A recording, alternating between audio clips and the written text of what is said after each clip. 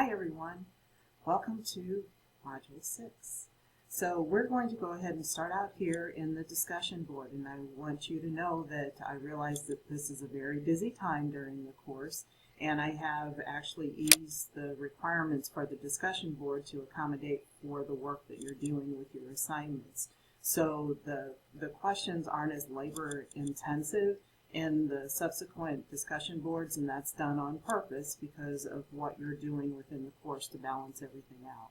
So with that being said, we're going to ease the requirements even of responses a little bit, but if you want to respond to your classmates, please feel free to do so. I don't want to squelch the interaction that is occurring because it's so valuable. But if you're under the time gun, and just know that the minimum requirement is actually 2 responses to your classmates in this particular discussion board, the number of points available for the discussion board will not change. So I'm just kind of adjusting things a little bit to accommodate the workload in the course. So with that being said, we're going to be looking at case control or cohort studies in this discussion board, and really taking a look at those, looking at biases, and all of, I want you to have that really critical eye again when you're looking at potential biases or actual biases that you see, and also identify those confounders, which are so important, and this will help you to build those skills to critically review studies, not only epidemiology studies, but studies in general when you're progressing with your DNP coursework. So with that being said, we're going to pop into the module. Hold on now. Okay, as we're looking at our Module 6, we really have just a tremendous amount of information encased within this particular module, and the information will actually help you as you progress with your assignments as well, and as you move forward with your DNP studies, as I mentioned earlier. So this time we're going to focus on chapters 5 and 7.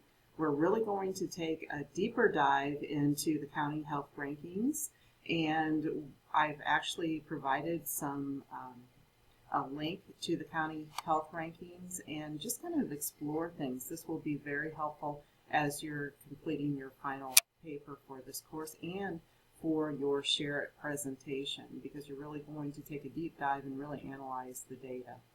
In addition, the community guide is actually a site that's sponsored by the Centers for Disease Control and Prevention, and within the community guide there are evidence-based programming and practices encased there, and in actuality all the information within the community guide goes under a very specific peer review process.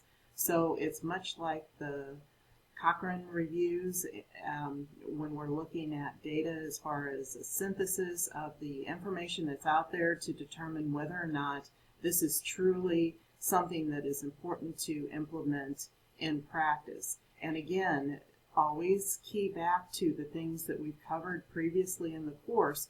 We're wanting to not only look at something that has been proved to have a level of efficacy, we also want to look at it and carefully examine whether it would be effective in our area of practice. So that, again, that's 2 very different things. We need to look at not only that it's been proven and the intervention is efficient, we also want to look at, would it be appropriate for the population that we're serving? So that's, again, that's where the level of wisdom has to come from the leader as far as determining whether that evidence-based practice is appropriate for your practice or your facility's practice. So just kind of keep that in mind. There's a level beyond just knowing that it's evidence-based practice. You also have to apply your vast knowledge and wisdom to determine whether it's appropriate for your area. So, and feeding into that, we're also going to look at the hierarchy as far as the levels of evidence. And again, this is very, very important for you to understand as we move forward in this course and as you move forward with your DNP project. You want to look at the quality of the study itself, and within the different types of studies there's a hierarchy as far as the level of evidence. So you want to really look for those higher levels of evidence, or you also want to look at the body of knowledge. You're wanting to look at the whole picture so you can make determinations as far as the strength of the information that's in a particular study. So just kind of always hold on to that. Not only is it an individual study, but you want to look at the body of knowledge, and you also want to look at the type of the study to determine that strength. Again, we're looking for best practices, and how we determine that best practice is really using our critical eye and our wisdom to kind of look at the big picture and determine whether or not a practice or an evidence-based practice is appropriate. So that's a brief overview of this module. You're all preparing for your final paper, so just let me know if you have any questions or concerns, and just keep in mind that everything that we've done up until this point will be helpful as you move forward with the remainder of your assignments. So I hope you all have a good week, and let me know if you need anything. Thank you so much.